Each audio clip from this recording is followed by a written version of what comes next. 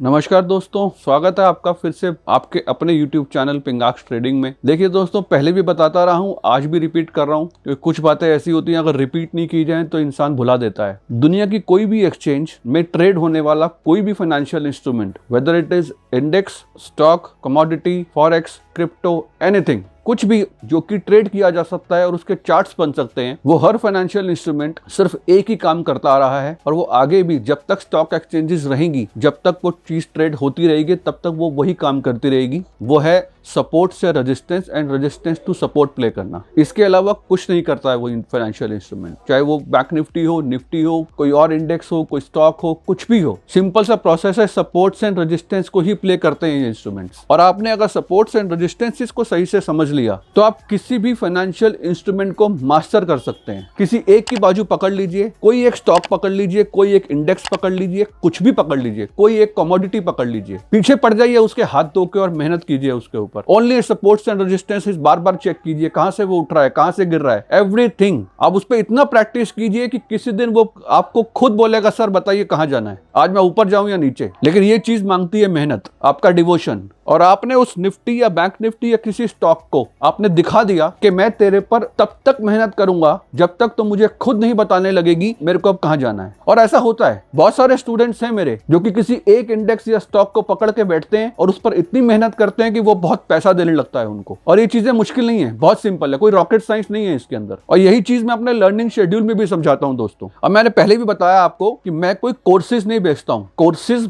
आपको बहुत मिल जाएंगे जगह जगह से, लेकिन मेरा काम कोर्सेज बेचने का नहीं है। मैं आपको कुछ लर्निंग्स देता हूं, मैं कुछ ऐसी चीज सिखाने की कोशिश करता हूं ट्रेडर्स को जिनसे उनको प्रॉफिट हो, वो खुद से ट्रेड निकाल पाए, खुद से सपोर्ट्स एंड रेजिस्टेंसेस को फाइंड आउट कर पाए। और सबसे अहम बात दोस्तों, मेरी लर्निंग्स में कभी भी आपको कोई किसी भी तरह का टेक्निकल इंडिकेटर यूज होता नहीं दिखेगा, कोई मूविंग एवरेजेस नहीं दिखेंगी। क्यों? क्योंकि टेक्निकल इंडिकेटर्स और मूविंग एवरेजेस सिर्फ आपको कंफ्यूज करती हैं, वो प्राइस के पीछे पीछे चलती हैं। कभी आपने ऐसा कोई टेक्निकल इंडिकेटर देखा है कि प्राइस नीचे हो और वो ऊपर चल रहा हो? नहीं, कभी नहीं होता। प्राइस पहले नीचे जाएगा, इंडिकेटर बाद में बताएगा आपको वो नीचे जाएगा। प्राइस पहले ऊपर जाएगा, मूविंग एवरेज बाद में बताएगी आपको। तो सीधा प्राइस पे ध्यान देते हैं ना। और यही एक मिशन लेकर मैं यूट्यूब पर आया हूं कि मैं हर तरह के ट्रेडर को, चाहे वो इंट्राडे ट्रेडर है, स्विंग ट्रेडर है या पोजिशनल इन्वेस्टर है, चाहे वो स्टॉक मार्केट में काम करता है, कमोडिटी मार्केट में करता है या फॉरेक्स में करता है, चाहे वो किसी भी तरह का ट्रेडर हो, मेरा मिशन है उस ट्रेडर को वो चीजें समझाना, वो चीज सिखाना जो कि वो सामने होते हुए भी देख नहीं पा रहा है। क्यों?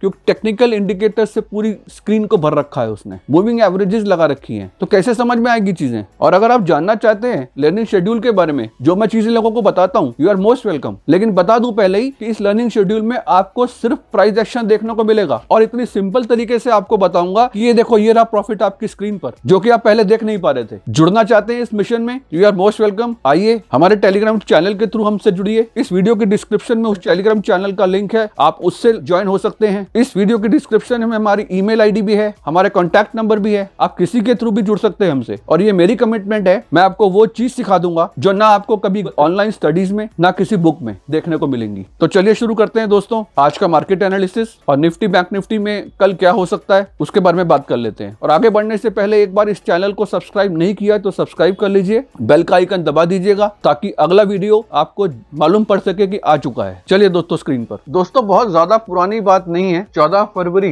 दिन मंगलवार बताया था आपको। अब इस वीडियो में आज की कैंडल देखकर फंस मत जाना। ग्रीन कैंडल बनी थी वो 5 दिन बाद, और उसके बाद जो कल कैंडल बनी, कल मैं वीडियो किसी वजह से बना नहीं पाया, कल की कैंडल भी ग्रीन ही थी। लेकिन आज देखिए दोस्तों, इस वीडियो में जो लॉजिक समझाया था मैंने आपको वो सिंपल सा था। अगर बैंक निफ्टी ऊपर जा रही है तो इसका मतलब ये नहीं है कि आप इसको बुलिश समझ लेंगे। हो सकता है बैंक निफ्टी अपने बहुत स्ट्रॉन्ग रेजिस्टेंस को छूने जा रही है, और वही हुआ दोस्तों। आज निफ्टी और बैंक निफ्टी दोनों ने आज अपने बहुत स्ट्रॉन्ग रेजिस्टेंस को छूकर बियरिश कैंडल बनाई है। ये देखिए दोस्तों, ये थी वो रेजिस्टेंस निफ्टी में मैं जिसकी बात कर रहा हूं आपसे। ये देखिए, ये 2 ग्रीन कैंडल्स के बाद एक ये रेड कैंडल बनना, अगर इसकी कंटिन्यूटी जारी रहनी होती, अगर ये कंटिन्यूअस ऊपर ही भागना होता है इसने, तो ये रेड कैंडल आज नहीं बनती। मैं उसका रीजन बताता हूँ आपको। ये देखिए 1 फरवरी बजट डे, इसका हाई देखिए दोस्तों 17,972, और ये जो कल कैंडल बनी थी ये उस हाई के ऊपर थी। इसका जो क्लोज था